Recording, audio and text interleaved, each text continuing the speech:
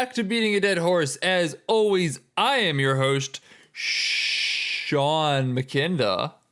We're really trying to think of a bit there, weren't you?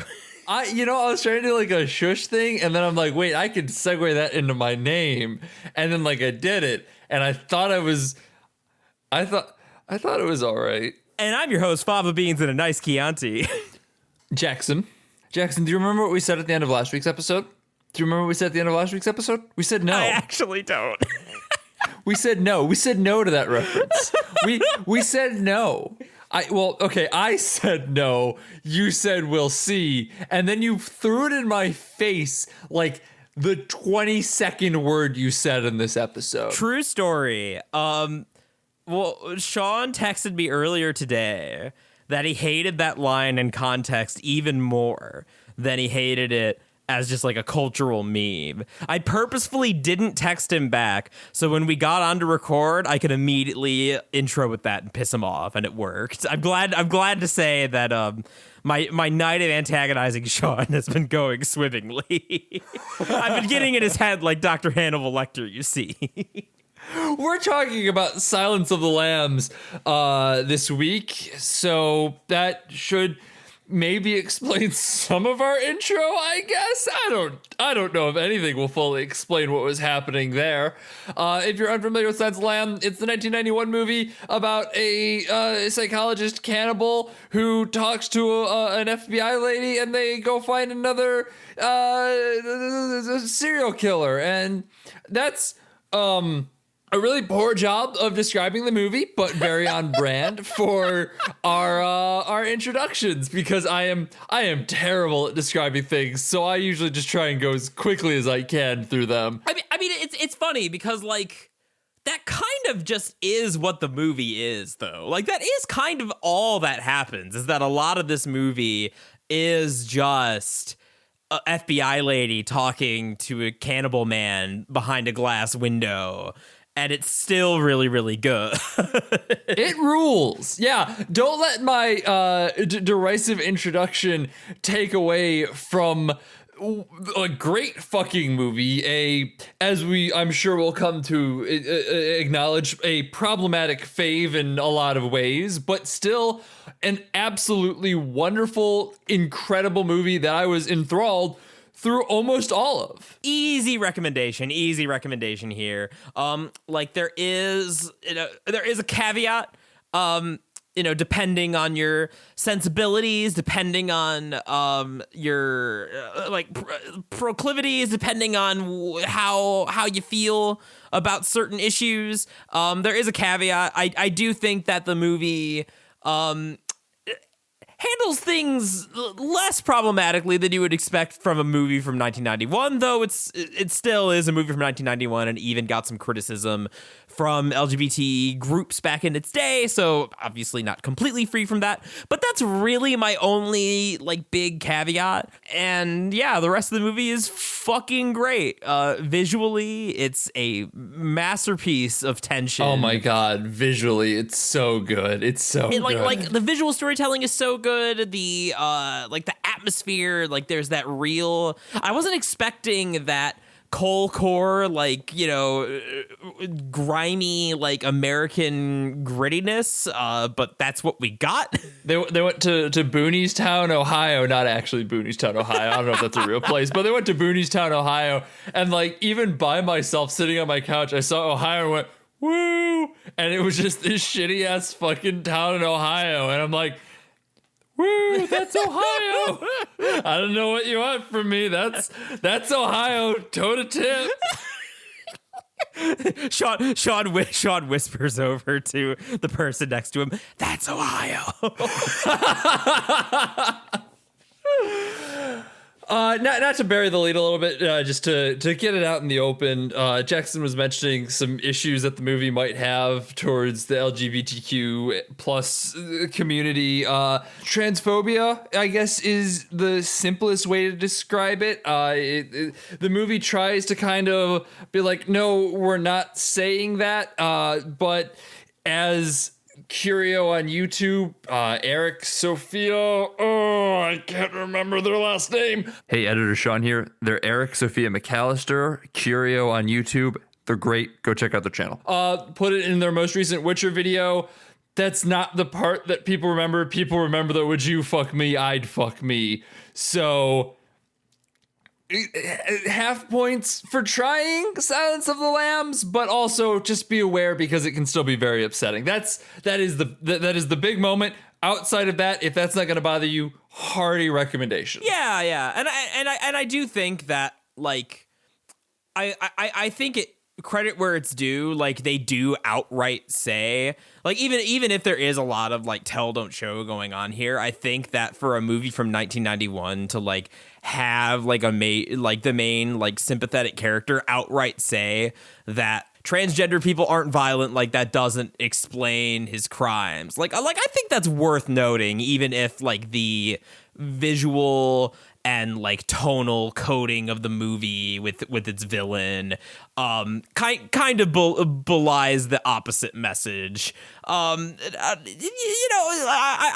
little, it was not as cringeworthy as I was expecting it to be, but there's definitely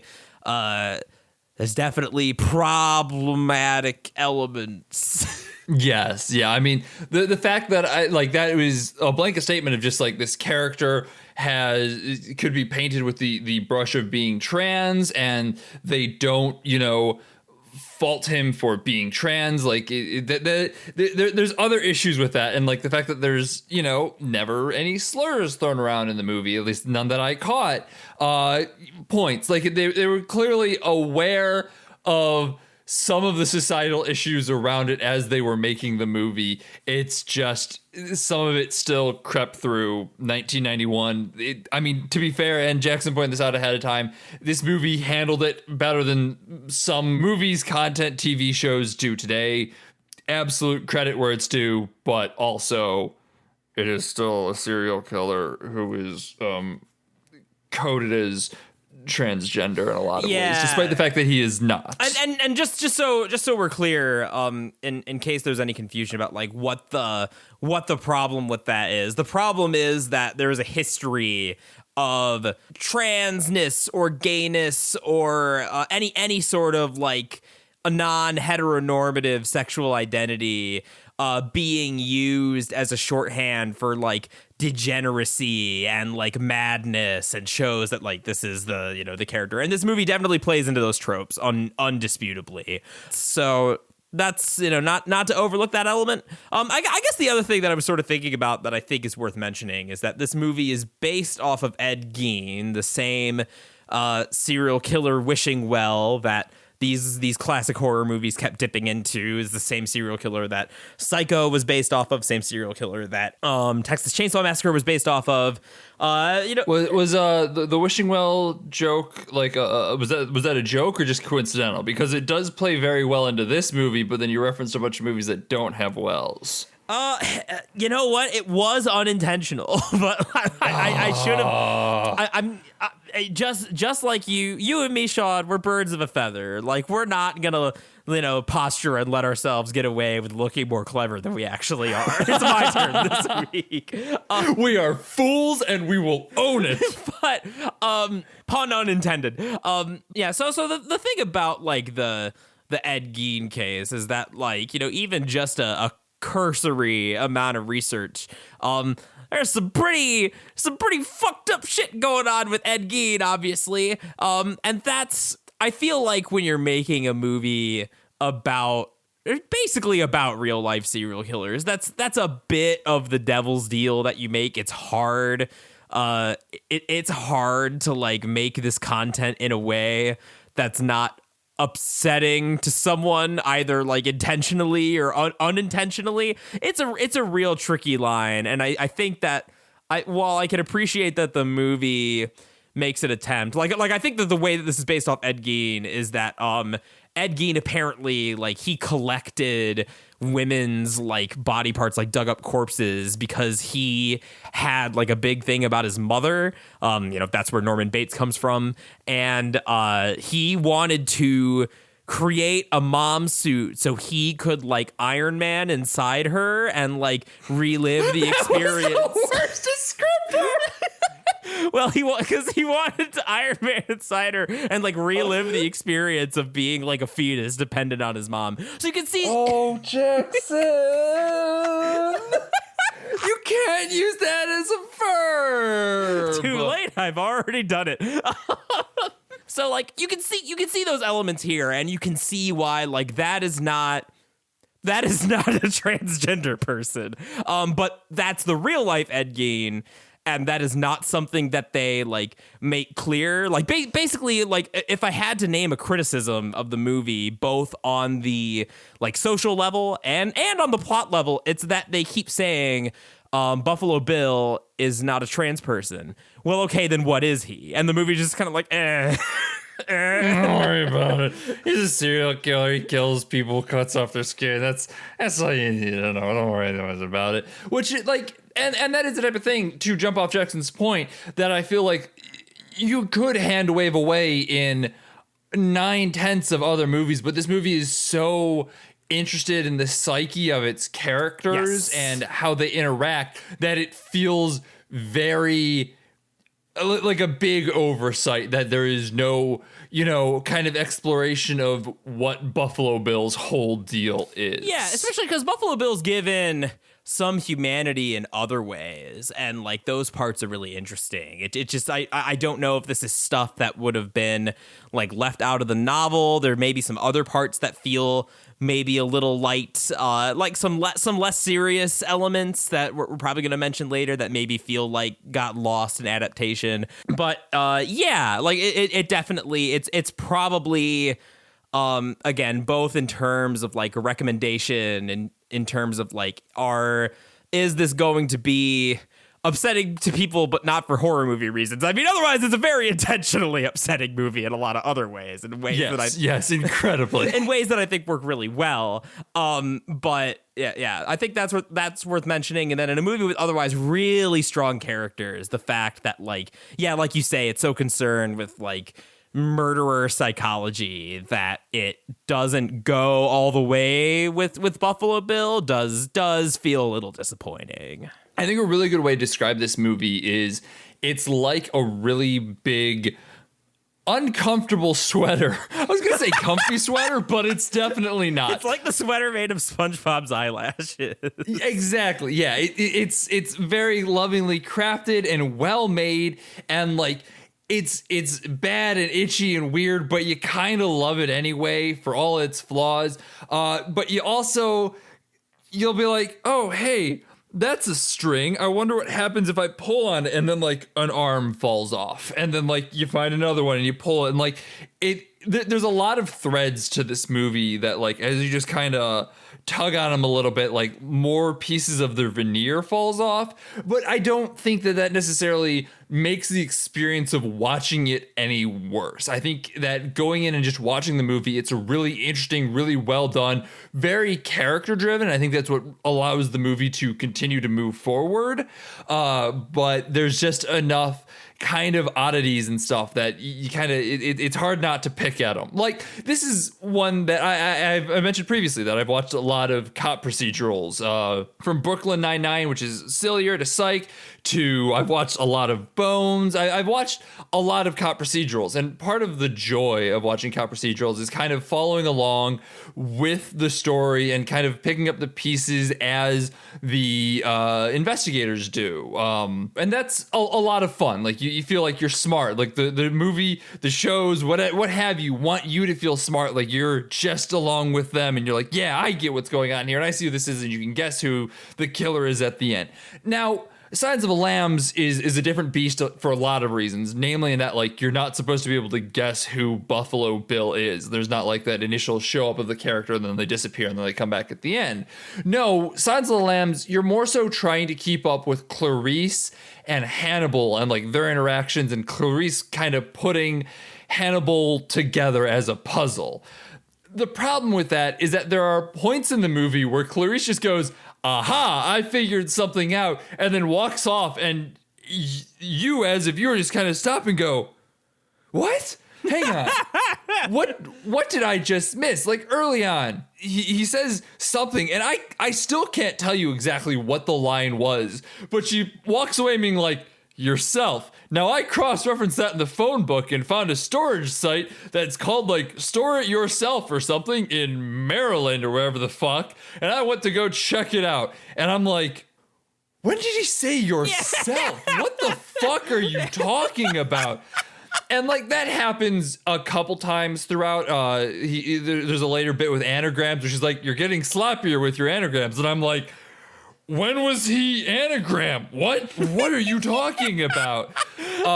And so, like, that's the type of thing that just kind of doesn't make the movie bad, but just really jolts you out of it if you've been enjoying kind of like piecing together the puzzles with Clarice. And all of a sudden she's like 4 steps ahead of the audience, and the audience is just left fucking thumb up their ass looking straight ahead like, what the fuck is going on? I imagine it's kind of like watching Death Note, if there was a cut of Death Note where they like removed all of the monologues that Light and L give, so it's just like them doing crazy shit and like basically reading each other's minds. No, It's the tennis scene from Death Note, except there's no monologue over it, so it's just 2 people playing tennis. No, that's totally what it is. No, because I agree. I'm going to segue this into praise because I feel like we're front loading a lot of our criticisms here. It's a great movie. Again, it's a great movie. Great, weird, uncomfortable, bad sweater, but it's great. Because, like, I definitely had those moments. Like, I thought the exact same thing with the yourself. I'm like, hold on, like, when did he say yourself in that conversation? Like, and and why would it signify anything? What are you talking about?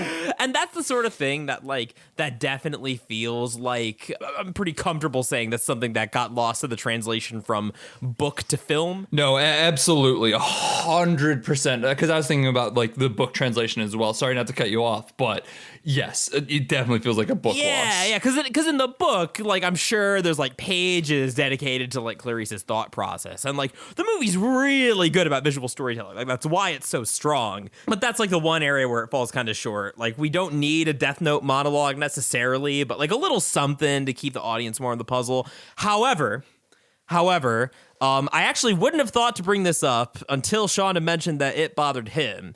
Because although I agree, it's the sort of detail that like I'm willing to just sort of look past and kind of move along for the ride for 2 reasons.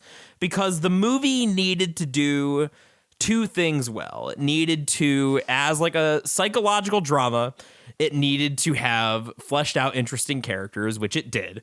As we sort of mentioned, the movie, big chunks of the movie are just Jodie Foster and Anthony Hopkins talking to each other, like behind a glass door. And 99% of them are so fucking good. Great characters, great dynamic, obviously great performances. Anthony Hopkins is fucking iconic. He can do this shit in his sleep. I'm gonna go off on that 1% in a minute here. Don't you worry. I need to talk about that. We're building up to that, Sean. Like we'll get you some build up to maybe you need a nice drink to help you cool down, something to eat to get you ready. Jackson, I swear to God. Anyway, so needs great characters, check, and it needs that tension of like a horror movie, which oh God doesn't have. Like I have never been so afraid of a pen in all my life. Yeah, and like oh man, like that's more spoilers. We can come back to the pen, but the mystery. It's less of a mystery, like you say, like a procedural of like, oh, who done it? Who is Buffalo Bill? It's not like Zodiac. It's not like we're hunting for the killer because we don't know who it is. And that's the like intrigue. The intrigue is that based on the way Buffalo Bill does things, he's got this girl in his wishing well. And there's only like a certain amount. That time it was intentional. That was absolutely intentional by me. Absolute space brain genius, Jackson Keller. But there's only a certain amount of time while Buffalo Bill prepares his ritual and like is going to kill her. So the focus is less on the mystery and more on, the tension of like some really great scenes, some really like desperate, like emotional, horrifying scenes of like her in the well and like her interactions with Buffalo Bill and like Clarice trying to figure out Hannibal. And in that regard, the movie, it succeeds so fucking well. It does what it absolutely needs to do, and it does it masterfully. 100%. 100%. Or maybe 99%. Yes, 99%. Continue. Oh man, should we let him go off, gang? Should we let him go off about beans? If you don't mind, I will. I will happily. Sean, go off about beans. Okay, so listen. The line that everyone fucking knows from this movie is, I ate his liver with some fava beans and a nice Chianti, or whatever the fuck that sound is he makes, right? Except he doesn't do that. He makes like a clicking noise with his tongue. That drives me nuts. Okay, that is irrelevant to everything. That drives me nuts. It's like a clicking noise. It's like it's a tongue noise in the back of the mouth. I don't know what everybody's talking about. He's not like a fucking rodent slurping water from a trough. What? Irrelevant. The point that pisses me off about this is I had heard this line so many times, and this might be some expectation setting, but it did not live up to any hype that I had for it. I was dreading this line because I was so tired of hearing it. I thought it was a really uninteresting line. I thought it was, it didn't do anything for me. And like, if this line was delivered as a payoff, like we didn't know that he was Hannibal the cannibal yet, but we did, it might have worked. If it had come at a different time, it might have worked. But instead, it's the payoff to just a really tense scene of Clarice and Hannibal like looking at each other, trying to sort each other out, figure each other out, kind of play off each other, make each other unnerved, rattle one another, and then he just does this goofy ass fucking line out of nowhere. It throws away all dramatic tension that had been built up to that point. It's not scary. It's not interesting. We already knew that he was a cannibal. Roger Ebert in his review was like, the thing about Hannibal is that he is a character that could so easily be written to be clownish in proportions, like just a completely overblown, a cartoon character. And this is the only scene in the movie where he is an absolute fucking cartoon character of a villain, because it just comes out of nowhere, and it's just him being like, I ate his liver with some fava beans and a nice Chianti. Why does he say this? He doesn't need to intimidate her. They're already rattling each other. This is the part that bothers her, is him getting under her skin. This isn't getting under her skin. This is him just saying this for no reason. It doesn't do anything for her. She knows that he's a cannibal. We know that he's a cannibal, so it's not giving us any information. It's just him being a cartoon character for no goddamn reason. And it drove me up a fucking wall because I was really, really invested in the movie up to that point, and then he drops this just terrible, stupid fucking line, and it really upset me, Jackson. It's okay, Sean. The Bean Man can't hurt you anymore. I really, really, really liked this movie. I actually, before we move on to spoilers, because I'm reaching the limit of what I can say without spoilers. I do have one more bit before we do that, though. Please, absolutely. I swear to God, if this is at my expense, though, the podcast is over. Don't worry, it's got nothing to do with you. So I didn't realize that apparently my parents were big fans of this movie, which is shocking to me because my mom doesn't like scary movies like at all. She can't deal with them. So when she came home when I was watching it this afternoon, she was planning on taking the dog for a walk, but was like there for like the last half hour of the movie. She's like, "Oh, Silence of the Lambs!" Like, wow, like I'm gonna cancel my plans. Come on, Rosie. So we watched the rest of the movie in like a family fun outing of watching Silence of the Lambs. That's not the story, though, is that so like we finished watching the movie and I'm talking to her about it. And yeah, she had mentioned that while her and my dad were looking for houses in one of the like thousands of fucking times that they've moved, she tends to gravitate towards creepy old houses. And my dad was having none of that shit. And apparently one time, like they had split up, like my mom was investigating like one of the bedrooms and my dad was going down to check out like shit in the basement. And my mom just hears from the basement, my dad start hissing, "Put the lotion in the basket or she gets the hose again." and the realtor started cracking up. So yeah, that's a meme that I wanted to share. Apparently, on a very related note, Buffalo Bill's house just went up for sale recently. Really? Yes. damn. Like within the past week or two. I think like when I was looking at it, was like 2 days ago was when I saw the listing. But like, yeah, it just went up recently. So I guess if you're in the market for Buffalo Bills house, now's the time. It's a buyer's market out there. I think that's just, I don't know. I don't know anything about Realty.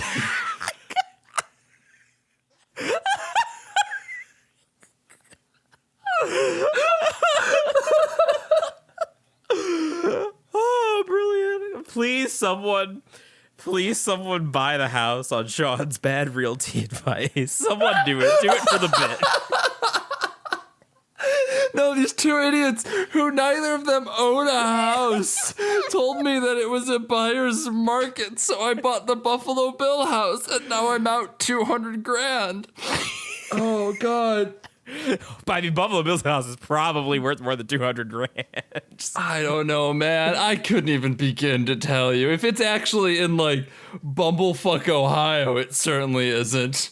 Well, I mean, I'm thinking like the fact that it's Buffalo Bill's house alone probably like allows them to artificially inflate the price. Like, oh, I want to live in this murder well house. Jackson, I was about to argue with you for a second and like actually heat it out and or hash it out in like a debate of some sort, and then I remember that this is not the podcast to do that in, and I literally just got done saying that neither of us have any idea how to buy a house, so I have no idea. Well, we're not gonna do like The Price is Right, but for like famous movie houses. That's not our new show. You know what? Let's do it. How much do you think Buffalo Bill's house costs? Oh God. You said $200K, right? You're gonna look up the answer. We're gonna solve this. I am. Yeah. Okay. I mean, fuck. If it's like a famous movie set, I mean, here in Ohio, they like in Mansfield, they have like a whole. Okay. Allow me to update, sway your thing a little bit here. Okay. Yeah. It's actually in Perryopolis, Pennsylvania. Okay. But like in Mansfield, like there you can go on entire tours in like the shitty old haunted prison that they use to film Shawshank in. Like I've been there. That's like a tourist trap now. So like God, I would imagine it's actually pretty expensive, even if it is, you know, Buffalo Bill's house. I mean, fuck, I wouldn't guess anything under like $500K probably. Ooh, for an asking price of less than $300,000. Really? Yup. Wow. Wah, wah, wah, wah. Damn, Jackson blown the fuck out on real estate. I lose The Price is Right. I go home with nothing. You lose. Good day, sir. Let's get into spoilers here now that we've had our real estate talk. If you're enjoying the podcast. If you're enjoying the podcast, leave us a review on iTunes. If you want to hear more Price is Right episodes, watch Bob Barker. Tell us your guess on the Buffalo Bill house in our reviews, I guess. I don't really know. Tell friends about us. Follow us on Twitter at BADHcast, patreon.com/BADHcast. Next week, we're going to be talking about the Japanese film One Cut of the Dead. It's a kind of pseudo horror comedy zombie movie. I'm really excited about it. Neither of us have watched it. It's something I wanted to watch, and I told Jackson about it, and it appeals to his inner weeb, so that's what we're doing. As if I have an inner weeb, as if I'm not 100% like pure farm raised weeb. That's entirely fair. For now, though, we should probably finish up this fucking episode and not talk about real estate anymore. Oh, heavens to Betsy. This has been a spicy one already. So where do we want to start in the spoiler discussion? You know, I mean, if we want to like swerve hard left, we could talk about the film and its portrayal of like gender issues and how I think that's really interesting, and how the film does it not just through its text but through its visuals. Yes, let's do that. And we can wrap that up by me kind of spoiling the whole pot, just have a grand old time with that, because it makes some very interesting statements about gendered issues, and as Jackson said, the visuals are great, because Clarice is a female FBI agent, one of very few in the program. We see one or two others. I know we see her friend, but I feel like we might have seen one or two others in the background at some point. Yeah, and we are made very aware of the fact that she is a female FBI agent, not through like sexualization of the camera, as you might expect in a lesser film, but through the way that everyone around her leers at her, both in a very sexualized manner, but also in a I'm the man, I've got this, what is this woman doing here? It's not her place. And like that's just shown constantly throughout the movie. They do a lot of really clever stuff to make her appear smaller. Like when they go into a funeral home and she's just left in the middle of a ring of police officers and she just looks so incredibly small in comparison. It feels really interesting just from a visual standpoint. It tells you everything you need to know about this scene without uttering a word, and it's wonderful for it. Yeah, there's a lot of just like the close-ups on like Lecter are really famous, right? Like Anthony Hopkins, like, unblinking, like smarmy facial expressions. Like that's a really famous part of the movie. But like there's a lot of just like the as far as like just the gendered tension, the funeral home one really stands out. But there's just like a lot of shots of just like dudes staring into the camera for like a few minutes that are just like really off-putting and weird and unsettling and like really aggressive. Like either she's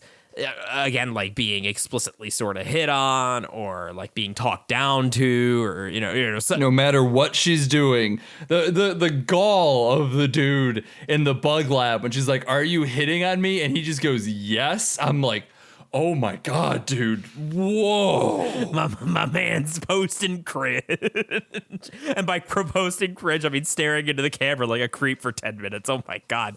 Yeah, the movie does a wonderful job of putting you in, I have to assume women's shoes in this case. It's, again, two straight white dudes, cis, not the most knowledgeable on this stuff, just given our lived experiences, but does a lot to at least portray the feeling that one might expect, especially given that it was a male director on the film. Yeah, and I think that I'm sure that there are certain women who could take issue with like some of the portrayals here, but I think the key difference between something like this and say something like Jurassic World, which also purports to be about like women in a professional environment, is that this feels like it's taking Clarice seriously. Like she is our protagonist, full stop, and it's taking her problem seriously. And even though like it's exploring her own sort of psychology and hangups,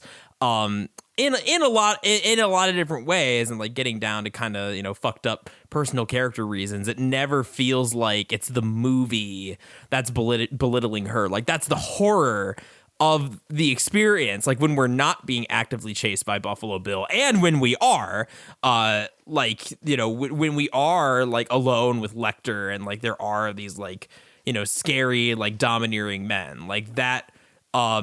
That was the intention. That was very clearly like the horror of the scene. And I think it's like one of the most effective examples of this kind of like gendered horror, I guess, that I've seen since like Alien. And yeah, I don't make that comparison lightly. I think it works really, really well here, like on the whole. And I think that's also what makes her that dynamic between her and Lecter so interesting, is that like he is like the greatest threat to her throughout most of the movie in a lot of ways. Like like psychologically and socially, and like, you know, as we see through his amazing like Danganronpa escape scheme, you know, with that fucking pen, you know, my man Hannibal's like, you know, Christ, they fucking had. You want to talk about master of suspense? Fuck Hitchcock, get the goddamn fuck out of here. They've had that pen sitting under the table, that bomb pen under the table for 30 minutes, and every time he was on screen, I knew he had it somewhere, and my stomach was in goddamn knots. I was half expecting him at one point to like spit it out, like blind somebody with it or something. I'm really happy they didn't do that because that would have felt really fucking goofy. But also I'm kind of disappointed they didn't do that because it would have been really fucking goofy. That's actually, I guess like I want to finish my thought on like some of the gender stuff. Then I want to come back to that. But yeah, like it's so interesting to me that her character, and that like he is at once her greatest threat and also her like greatest benefactor in a lot of ways, like and out of everyone in like, you know, this system that doesn't take her seriously, even though she is really motivated by like a, you know, fucked up and traumatic, but like nonetheless like deeply rooted like desire for justice and like empathy. And Lecter is the only one that sees that. He's the only one that kind of like marks her as his equal. And like that's, you know, super interesting just given what a like, I mean, Lecter was like, you know, Heath Ledger Joker, like before Heath Ledger Joker was in his fucking diapers, like shit. And like I think that dynamic and how that plays into like the other characters, like it's just so interesting, so well written, so well acted. The way that like he tears her down at the beginning, and the way that like he gets some of it right, but like not as right as he thinks, and like, you know, as she like kind of gets her to open up to him, and he uses that to like exploit like her psychology, but she like one-ups him a couple other times. It really does. Like there is kind of that like Death Note exchange. There is kind of a light Yagami L sort of thing going on between them, just less over the top. And you know, I really like that. So this is where I'm going to jump in and talk a little bit about some stuff because number one, 100% agree. I think that the dynamic between Hannibal and Clarice is absolutely wonderful. I loved every moment that they interacted and talked with each other. I thought it was utterly fascinating to watch, and was by far some of the tensest moments of the movie until he talks about beans and liver and shit like that. But aside from that, really absolutely great, and I could watch just that forever, please and thank you. Yes. One fun fact and then some bummers. Fun fact, George Romero's in this movie. Is he really? Yeah, he is uncredited. He's just a background character in Memphis at some point. But he was definitely established at that point. So somebody's definitely like, hey, George, come here. Let's be in this movie, which is great. Wonderful. Absolutely great. Bummer stuff. One, no women in directing, cinematography, photography, writing. Kind of a bummer. Feels like that would be something that you should have in this movie, ostensibly about a woman's life and fears and existence. Still good, just something to think about as we're talking about, you know, how it might feel to be a woman in this situation, as neither of us can do that, and also none of the people who wrote, produced, and direct this movie have that experience. There is a female producer. I apologize. She's an associate producer. Grace Blake. Just worth saying her name. But the thing I want to talk about, and this is where it kind of gets weird, and again, you just keep pulling that thread a little bit, is that much like, you know, Buffalo Bill and that whole violent gay thing going on with that, we do, even as this movie tries to raise women up and be like, hey, they are just as competent as them men there, you know what I'm saying? They do so by equivocating them to serial killers. If you follow like the analogy, the metaphor to its logical conclusion, because they are basically pitching Hannibal and Clarice as a yin and yang type thing going on there, which is very interesting as a yin and yang scenario, but it still does kind of equivocate the two, which is a little bit less cool. I mean, I don't have anything besides just like, I mean, good ideas, but like you do kind of have to follow it through to its natural conclusion for the metaphor to work, and it's the natural conclusion isn't good, guys. No, kind of like last week. I can't really like argue with that. That definitely like is kind of where we go. Like if we do take because the Thing, I made a comparison to like Heath Ledger Joker, but like, the more that I think about it, I think the more that applies. Like there is kind of a Batman, Joker, Light L, Jonathan Dio like fucking thing going on here. I mean, this dynamic, it sticks around for a reason. Yeah. It's a great dynamic. Yeah. And so I can't really argue that like part of that dynamic is like when you have characters that are kind of foils, like there is some sort of equivocation going on here. Although I was thinking about this a little bit like during the break.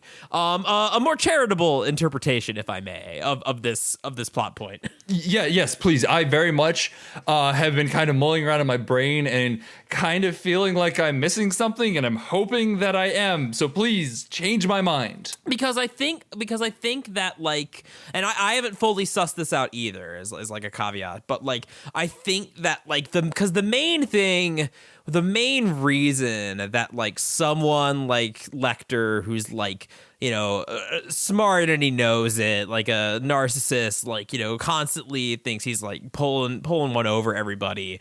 Like the reason that from his perspective, he would mark Clarice as kind of an equal or like a worthy, like at least someone interesting to talk to, is that she would be in some way remarkable. Like Lecter even comments that like, he was a psychologist and like he started eating people because he was bored basically. And like, normal people and their problems bore him, so he eats them. And so I think it's interesting that he does mark her as kind of his equal in that regard, and that even though like the more that he sort of breaks her down, the more that he sees that she's really not like him. Like again, like her backstory with her father and with the Silence of the Lambs with the lamb slaughter and like her attempts to rescue one, and how like that image of them like screaming continues to like haunt her. Like she's coming from a place of real, like you can say that it's selfishly driven insofar as that it's like, traumatically driven, or selfishly is maybe the wrong word there, but it's still coming from a place of like hurt and empathy, which is not a trait that Lecter really shares. And what I think is maybe sort of interesting, or maybe what the movie is more so trying to convey potentially, is this idea that like in order to be a successful woman in these sort of fields and these sort of careers, like you do have to put up with a lot. You do have to be kind of exceptional in some way or another. That feels still fairly problematic in a lot of ways, especially with the idea there that basically she could only get ahead with the help from men is fairly riddled in and of itself. With this regard, I think there's a difference between something that's like descriptive and something that's like prescriptive. So I think that what the movie would be saying more so in this regard, and this is less what I was about to say, I think that there's merit in a movie. Like it's not saying that it's good, that like I don't think the movie is saying that it's good that like you have to put up with so much, but like this is sort of the ugly picture that gets kind of painted in order to have these expectations somebody, of like a woman in this field, in order to do well, they need to be able to tolerate the intolerable, basically. And so I think there's some merit to that. I think there's something to that idea. But the flip side that I was going to say that still paints maybe this equivocation is this idea that, like, in order to a common thing that women in these, you know, male-centric like positions, or like, you know, male-centric careers often have to put up with, is this perception that they're like cold, or, you know, bitchy, or whatever word you want to use, like, you know, whatever, you know, sexist word that you can throw at them, in order to survive. And that's maybe where we get in the realm of like equivocating. Like, you have to, in order to succeed, like, you have to be some kind of monster like Lecter. But even that, I don't know if that necessarily has to be like a prescriptive thing. Like, I don't think, if that is what the movie is saying, there's still, you know, some stuff to unpack there. But I don't think the movie is saying that that's a good thing, or that that's the way things should be. But overall, I don't know. Like I said, I'm still sort of sussing through this. I do think that the gender dynamic with regards to Clarice and Lecter in particular, I think it's complicated. But I think that is what makes it sort of interesting to mull over. Though I think that inevitably it does lead down some roads and some less, and some more or less charitable interpretations. I don't really have anything else to add to that, honestly. I think this movie is open to a lot of interpretations from a lot of people who are arguably better at interpreting this stuff than we are, and also more equipped to do so by being not, you know, too cis white men who do not have the lived experience to really put a needle in and be like, this is this, and this is how they relate to one another. Because again, we don't have that lived experience to really point one way or another. And unfortunately, I watched this by myself. Otherwise, I would have been like, hey, Sam, girlfriend, give me your take on it, because it would have been useful and helpful for the podcast for this reason, because I was thinking about it a lot, and that was something we should have done. Shh. Well, if it helps, my mom really likes this movie. No, Sam does too. That's the thing. Sam does really like the movie quite a bit. She just didn't watch it with me. It was the type of thing that I would, you know, raise as a question to be like, hey, is this something that bothers you? What are your thoughts on it? It's not to say it's not to say it's a bad movie. It's a great movie. It just has some threads that I can't help but pull on and see where it goes and find out how I feel about it in every way, shape, and form. Oh, and I guess there's one other thing related to these issues that I was sort of thinking about, and that, like, part of Clarice's character psychology is, you know, sort of the implication that she's into it, like, especially towards the beginning, that she's into this because of like daddy issues, and that has its own like set of like problematic implications and stuff. I think, you know, the movie does a better job of making that clearer, like, as it goes on, and as we really dig down into her character and like what's actually going on with her. But even so, I think that like the tricky thing, the tricky thing with making a movie like this, especially when you are like going deep and going hard into an individual's psychology, is that something. Happy that you added that extra bit there. I didn't even intend to do it, I guess. You know, it is a movie full of, you know, Freudian symbolism or whatever. I don't fucking know. Form follows function. But, like, that the movie goes so deeply into its characters, it can be hard to reconcile, or maybe it can't be reconciled, that, like, there are, like, some things can be a pattern of a problematic trope, right? Like, you know, how many times have you heard a joke about, like, you know, some mean-spirited joke about like a sex worker, like, oh, like her dad didn't love her or something like that. Like that's like a trope. That's like a bad like stereotype that people have in society. But at the same time, in a movie like this, when you're looking at an individual character like Clarice, it makes a lot of sense that, like, you know, her background and her parents and like her relationships with them would like inform who they are. So you can get put into a weird position. And again, I can't really, on this particular front, I can't evaluate it so much, just from not speaking from personal experience. Though I'd wager, considering my family's like recent experiences with loss, I wager that some of the stuff with their dad maybe hits close to home for some of my family members that are women. But obviously I can't speak for them.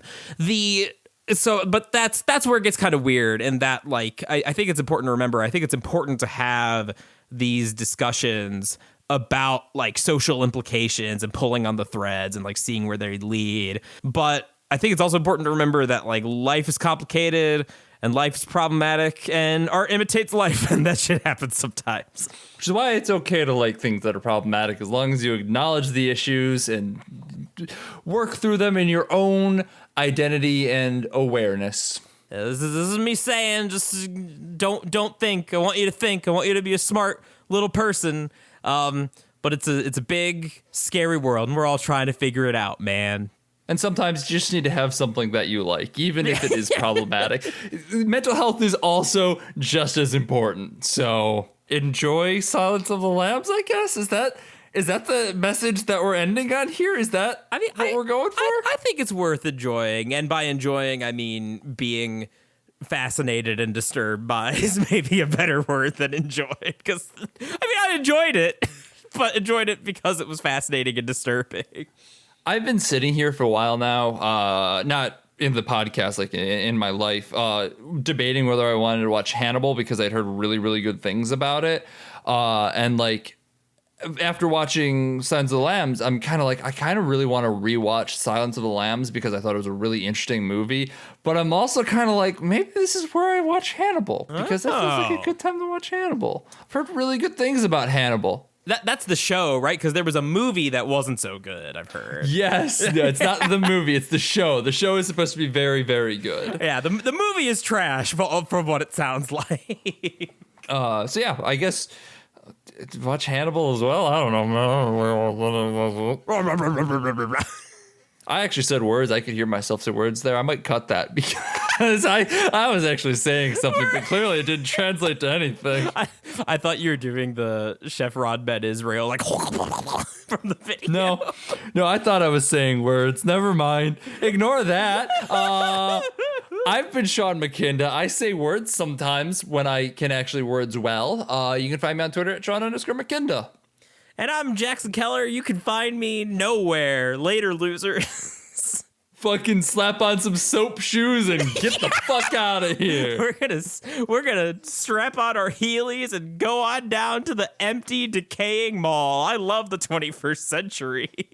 Fuck yeah, baby. How long until malls let me skateboard inside them? I mean, in a lot of them, if you're willing to fend off wolves with your skateboard, you can do it right now. God, there was a mountain bike park that opened up inside an abandoned mall, and I'm really upset that I didn't get to go to it. It closed already, but like, oh my God. That is like my goddamn fucking dream. Ever since Tony Hawk put a level in a mall, I just want to go in a mall. I want to do something in a mall. But I don't want to shop in a mall because capitalism is hell. I feel like we're going to get a lot more of that repurposed mall stuff as time goes on and more malls inevitably get crushed beneath the heels of Amazon's online monopoly. We're going to find like people repurposing them into cool stuff. At least I would hope so. God, I really hope so. Because like, fuck Amazon just in general. But also fuck malls in their own special way. But also make one into a skate park for Sean. Make Sean a skate park mall, please. Thank you. Like it'd be really neat if lots of cool, like, independent little businesses and activities like sprouted up on the corpses of malls. Like, you know, they built elaborate fucking, I don't know, like skate parks and laser tag and shit. You could do skate parks, paintball, laser tag, like big fucking escape the room shit. Yeah, like Metal Gear Simulator. Yeah, that shit would be so fucking cool. Why are we back on real estate? What can I say? Silence of the Lambs puts real estate on the mind. Gets me horny for buildings. follow the podcast. I guess I have to follow that with follow the podcast at BADH_cast on Twitter. We post updates on there mostly. You can also yell at Jackson and I for gestures at episode For this. on our Discord, and you can access that through patreon.com/BADHcast. Only $1 a month gets you access to our Discord. $5 a month gets you access to our Discord, as well as our backlog of bonus episodes. They're all stone cold bangers. You should absolutely go check them out. $10 a month gets you access to our Discord bonus episodes, as well as the ability to request bonus episodes if you're like, hey, I want you guys to talk about Hannibal the bad movie. We'll do it. We'll talk about Hannibal the bad movie, and you can listen to us talk about it. It also gets a little something. Thank you so much, Julia, Travis, Pat, Mom, Aunt Summer. Y'all paid for this. Feel regret. Understand buyer's remorse. Do you regret your words and deeds? Do you feel like a hero yet? Also, thanks to the Lords of the Highway for the use of our theme song. It is Suicide, alternate take off the album High Octane, Low Expectations. They are a wonderful band. You should go check them out however you can. Support them, stream their music, buy their music, whatever you have to do. Artists of all sorts are struggling right now, so please donate to local theaters, bands, you name it, they need it. Please support the arts. God, please support the arts. We want them to come back. Also, thanks to 25yearslatersite.com. There's a little button of us in the corner that you should go click on, but you should also definitely check out everything else going on that site. There's a bunch of really talented writers doing a bunch of really talented writing about a bunch of really talented stuff. They're great, great people. Next week, we're going to be talking about One Cut of the Dead. As I have mentioned, it's a weird Japanese horror comedy. Neither of us know pretty much anything about it going in other than it's supposed to be really, really fucking good. So come back for that next week. Sean, Jackson, bye. I think this might be our masterpiece. Bye. Oh, I thought you were going to do a fucking... I thought you were going to do a Fava Beans thing.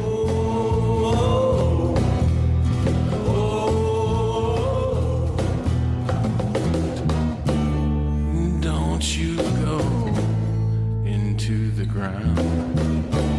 Don't you go